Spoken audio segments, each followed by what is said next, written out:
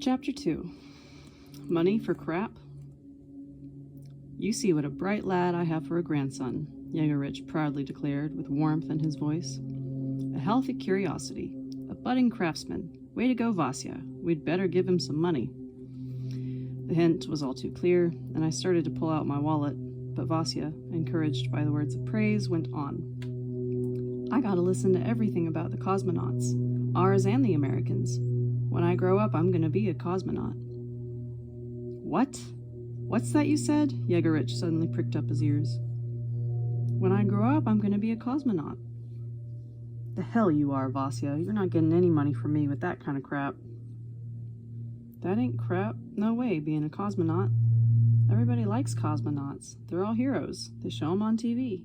They're always orbiting Earth on their huge spaceships. They can talk with a whole lot of scientists right from space. And what good does all that chatter do? They're flying away up there, and in the meantime, there's less and less fish in the Obe. The cosmonauts can tell everybody about the weather. They know ahead of everyone else what the weather will be like tomorrow anywhere in the world. Vasya continued his defense of modern science. So what else is new? You can go see Babka Martha. Just ask Babka Martha, and she'll tell you what the weather will be like tomorrow, and the day after, and next year. Footnote, Babka Martha. The word babka in this sense refers to the local shaman of the village, an old woman held to be knowledgeable in folk medicine and weather predictions. She won't charge you any money like you're not like your cosmonauts, eh? Those cosmonauts of yours are wasting Petya's money, your father's money. Petya, diminutive from P-E-T-R, pronounced Pyotr, the Russian equivalent of the name Peter. The cosmonauts get a lot of money from the state. And where do you think the state gets its money from? From where, damn it? It's from Petya, your father, that the state gets its money. I catch some fish, and Petya later sells it in town. He wants to become the smart businessman, see, and the state tells him, pay your taxes, give us all your money. After all, you know, we've got a lot of expenses. And over in the Duma, they just keep on fussing and fussing, worse than a bunch of old biddies at well.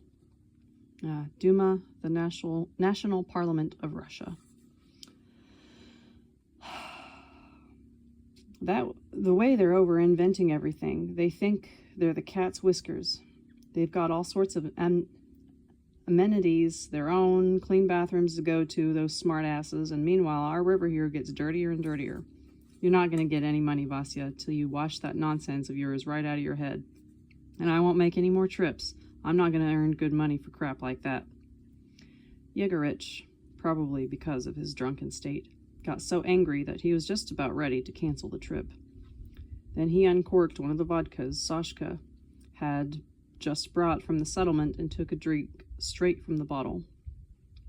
After lighting a cigarette, he managed to calm down a bit, and we all climbed into the boat. So he ended up not giving Vasya any money and instead kept muttering something into his beard about crap during the whole trip. The aging motor sputtered noisily along. It was hard to make conversation about the den. We scarcely said a word until we reached an old hunter's hut with a single little window. The first stars appeared in the night sky. Having finished off en route the bottle he had begun at the point of departure, Yegerich muttered to his Sashka, I'm off to sleep. You make yourself comfy here by the fire, or on the floor of the hut. When it gets light, take him to our spot.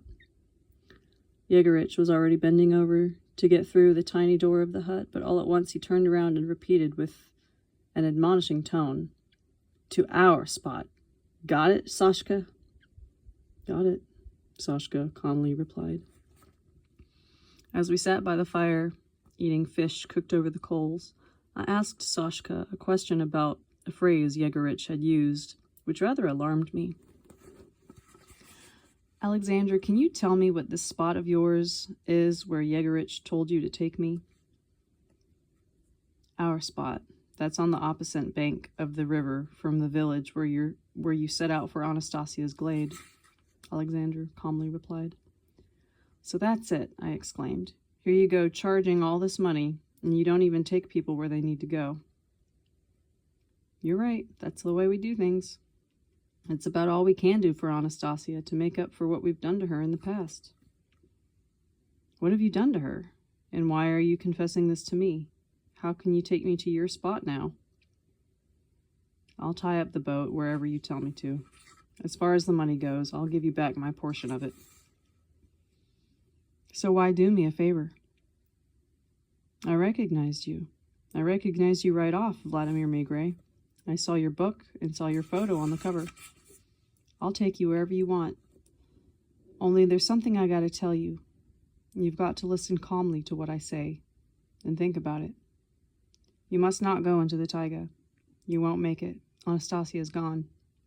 I think she's gone way back into some remote part or somewhere else, off into the unknown. You won't make it anymore. You'll get yourself killed on the way, or the hunters will shoot you. The hunters won't tolerate any intruders on their lands. Intruders they deal with at a distance so as to not subject themselves to unnecessary danger.